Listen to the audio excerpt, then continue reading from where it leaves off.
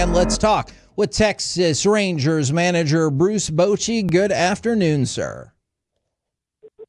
Good afternoon. Good afternoon. How are we doing there? We're doing great. 13-1's good. Yeah, absolutely. And we talked about this just a minute ago. Maybe you can think about it, and we'll talk about more contemporary baseball. But we threw out the hypothetical question: if you could grant one baseball player an injury-free career, who would you pick? So we went all the way from DeGrom to Trout to Koufax to Mantle and everybody in between. So that's just a question. I'm curious. You know more about baseball than any of us will ever know. And so just a random question to throw out to you. Gosh, man, there's so many. I was a huge Mickey Mantle fan. Yeah. And that sprinkler, when he stepped from that sprinkler, tore his knee up, that changed a lot of what he could do. But you know what? I got to be selfish. I'm going to look right here with the Texas Rangers. I'm going to go Cory Seager right now because we've had him on the DL a few times. So be nice for him to stay off it the rest of his career. Oh, yeah, absolutely. That's a good answer. That's a good answer. We definitely did bring him up in the conversation too, and I'm glad you said that because that leads me to my first question. Since June 20th, Cory Seager has only 2 games without a hit.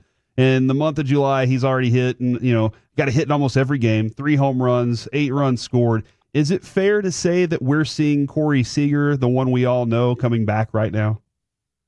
Oh, I'd say, yeah, without question. He's just right on time with everything, and hit the breaking ball out off a left-hander yesterday. He's in a good spot. So that's, this is Cory as we know, and you miss some time coming up that IL. Sometimes it takes time. Now we've seen him come off and catch fire right away, but it's just not that easy to hit Major League pitching, and. But it's happening for him now, which is a good thing for us. I know there's a lot of players we could talk about here, but given that Marcus Semien was on fire in June, had a really good start to the month of July, how much does that just change the dynamic of your lineup and your club in general when both of those guys are rocking and rolling at the same time? Oh, completely. I mean, there are 2 guys, so that's who this offense, I think, thrives on, depends on. Those are the guys that we all lean on to, provide offense. So, Marcus, sure, that's a tough start for him, and he's got a track record of being a slow starter, but you saw his timing come, and now the ball's jumping off his bat. I saw BP batting practice, before it all started happening. You could just see it coming with them. We said it's just a matter of time with these guys. And I said, earlier in the season, you just got to keep believing these guys are going to get their numbers close to where they normally are. And, it's a little bit of a climb, but it's happening. Now, the team started out phenomenally in 1-run games this season, but since that start, it has been a struggle. Also a struggle, the hitting and OPS with runners in scoring position. Is there one that's more frustrating over the other, or do you think they go hand in hand as to why both of them have suffered? Oh, I think without question, they go hand in hand. I mean, the pitching has been doing a great job of keeping us in these games, and but it's not just the base hits, but it's the productive outs that we've had a hard time getting. And you don't execute those close games, you're probably not going to win them. And the other teams are lately. You're right; it's been a pretty big swing, especially these extra inning games. And but even 2 days ago, it's a tie ball game, and we had our guys out there, and they found a way to get a run off of Martin. They threw out a couple good at bats, and that probably was pushing Milner a little bit, but ended up walking a guy. So that's frustrating to lose these tight ones. And that's when a manager takes more responsibility for, and it's my job to try to figure a way to win those games. Well, then I would love any insight you can give us about that. You talk with the players in terms of this is an opportunity where I need a productive at bat versus I get it. Everyone's trying to go up there and get a hit a home run. That's all fine and well. Like, how do you balance? No, I'm trying to get on base versus, hey, I hear you, but I just need you to move this person over. Yeah, well, it's things that we work on in batting practice. We have rounds of batting practice. Some are, they get the bunts down, then they got to move them over from second to third. They got to get them infield in, and we put the infield back, and they have to get them in. So we create, those times where, they need to think about what they need to do at the plate to execute. And now I will say hitting's tougher than it's ever been. And some of these guys are facing, late in the game, the closers, the setup guys throwing 100 with, nasty sliders. It is hard, but, it's just having that fight, that determination to get it done. And, so anyway, if that gets better, this thing will get turned around and we'll get on a good roll. You can look back at, last 10 games. If we would have won half of them, we'd be sitting, in a really good position, I think. Hey, I got something for you. I just thought of a player. Okay. He asked me about staying healthy. Yeah. I caught a guy named J.R. Richard. J.R. Richard was an incredible talent, pitched for Houston, about 6'9". I mean, Nolan Ryan was on that same team. Yeah. I mean, he threw 100 with a slider at 93, 94, and ended up having a stroke, which ended his career. But this guy would have stayed healthy. He was a no-doubt Hall of Famer. He was the most intimidating pitcher in that era. And if you ask any hitters that played then, they'll tell you the same thing. I'm looking at a picture of him right now. I think he's holding 8 baseballs in one hand. Holy cow. He was just incredible. How hard he threw and the stuff that he had. And when he let go of the ball, you felt like he was handing it to you. Is that just heartbreaking when you see whether they were teammates or your players now that like get through injuries or go through injuries, even though it looks like they're doing things the right way? Yeah. Oh, yeah. I mean, it's incredible, the number of injuries now, but more than ever. And you try to figure out why. I mean, they're conditioning more than they ever have, including the off season. And, it's been talked about maybe they're too tight. They need a little bit more fat. They're eating too healthy. There's a lot of theories out there on what's going on that's causing these injuries. And, John Kruk used to say, fat is hard to pull fat. It's just amazing on what's going around throughout baseball. I mean, not just we're talking arm injuries, from pitchers and the Tommy Johns and things, and that's created by the power that they're get these pitchers to throw and the different type of shapes on the breaking ball, the sweeper, and all that. But I mean, just the little things where guys go down. I'm glad you kind of brought that up too, Boch, because the other night I was listening to the TV broadcast, and our old co-host Mike Bassick was kind of having a conversation with Dave Raymond, saying, back in his day, players stood around a lot, and now everything from like spring training to batting practice is so planned and so efficient that maybe by the time the players get to game time, they're a little fatigued from everything they've done since like 7 o'clock that morning. And I was just kind of curious if you thought that might be a reality. Have you ever thought about that when you see these guys working all day that hard and then they get to the game and it's a little too much?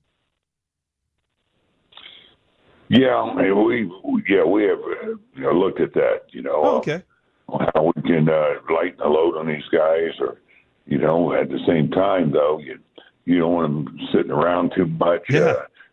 When our guys go in, they have their routine as far as their conditioning. They go to the weight room and do their stuff, and then they come out. The hitters, they have their routine. They go in the cage and they come out every day. We do our fundamentals, our ground balls.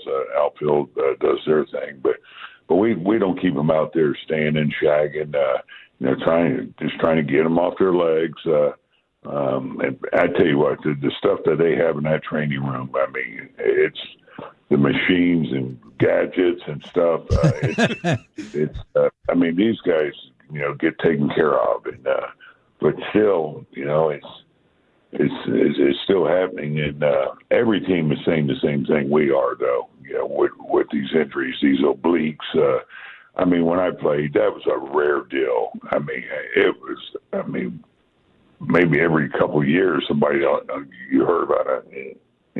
Somebody pulling their oblique, but now it's a really popular thing, and a lot of that is, from the torque that they're trying to create, and how strong they've gotten. And again, there's not a lot of cushion there. I'm talking about fat and stuff, maybe to help them out.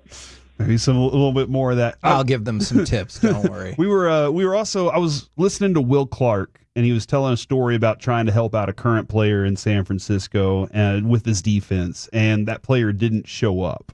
And I was kind of curious, what questions would you want younger players or somebody new to a team to ask veterans or former players? Like when you see Jack Leiter and he's sitting next to Evo, what kind of questions you hope he's asking him, or like a Josh Smith and he sees Michael Young travel through? What kind of questions you hope these younger players are asking the veterans? Well, any question that is going to help them become better. Like a Leiter, maybe as he's sitting with them, watching whoever's pitching. What pitch would you throw here? Why? What you're thinking when you're ahead 0-2 or 1-2. What's worked for you as far as making you a better pitcher in your career? Because Evo was a power guy. He threw 100, and he was basically a fastball, curveball guy. And now, he's got the cutter, he's got the split. I mean, he can sink it. He's a lot of things he can do now, and it's made him a complete pitcher. And so, that's how you get better. And that's why I love a team with a lot of diversity, because you can look at them and say, well, what's making them better? What can I do similar to what they're doing to make me better? And so that's what you're hoping, instead of just watching the game or not asking anything. I loved Wyatt Langford's quote after the game last night. You guys had 9 walks, and he said, anytime you get that many walks, the other team kind of didn't do their job, I would say, which feels very fair, but also it seemed as though, and I think the numbers bear this out yesterday, that y'all's team did a better job at maybe not swinging at so many pitches. Did you see anything in particular plate discipline-wise yesterday that you were like, all right, that's the direction we need to move into? Yeah, I'll start with how difficult it is to lay off pitches from a guy like Soriano, who throws 96, 97 with that hard slider, and it's sinking. And we did a little bit of chasing early, but the guys made a good adjustment. And sometimes you just got to commit to a take, because it's not that easy when the ball's on the way going, okay, I'll take now, because he was having his struggles throwing strikes. So guys did a good job of saying, wait a minute, I'm going to make you throw a strike. And he had a hard time doing it. And so, yeah, that's what I thought we did a better job of. Not the swing decision, but before you took the swing, saying, I'm taking a pitch. And then the last thing I was kind of curious about, I know you're focused on the big league club right now, but the MLB draft gets started on Sunday. I'm curious how much you're involved in the process, or meeting with scouts or CY or all of that, or is that difficult to do while you're like, hey, we got another game today? Yeah, we're so busy here with our club, and you have your departments, and we have our scouting department, of course, our front office, and that's what they do, and that's what they're really good at. And I tell you, scouting, it's a different thing. You take somebody on the field and say, okay, you go scout high school. Well, you don't really have a reference on a player, so it's hard for you to say or predict, 4 years from now, this is what he's going to look like or what he's going to do. And these guys are trained, to scout and evaluate. Yeah, it's a little bit easier for us if they're in professional baseball, but no, we get the right guys making those calls and see why he's involved. And he does talk about the draft. He keeps us up on what's going on. But no, we all have too much on our plate here. I've always thought that a great strategy, instead of just getting a free agent one year, would be to take that $35-40 million and go raid all of the best teams in Major League Baseball and take every single one of their scouts to bring into your organization. Don't you think that would be a good idea? Yeah. You can have too many cooks in the kitchen too now. That's true. That's fair. But to your point, I'm a firm believer, huge believer in how important scouts are. And, of course, it's close to home for me because my brother was, he was a career scout. Now my son's doing it. But, as a manager, I rely on scouts, with the information. If they watch a club, I'd love to get their thoughts on that team and something that can help us. We don't use advanced scouts as much as we used to, but they're the backbone of our industry, and they make our jobs a lot easier. We're in the limelight, but they're the ones doing all the work. Well, we appreciate all the time you take to spread the word, spread that information. Great win last night. Now let's go get 5 more going into the break. All right, guys. Thanks. Good talking with you.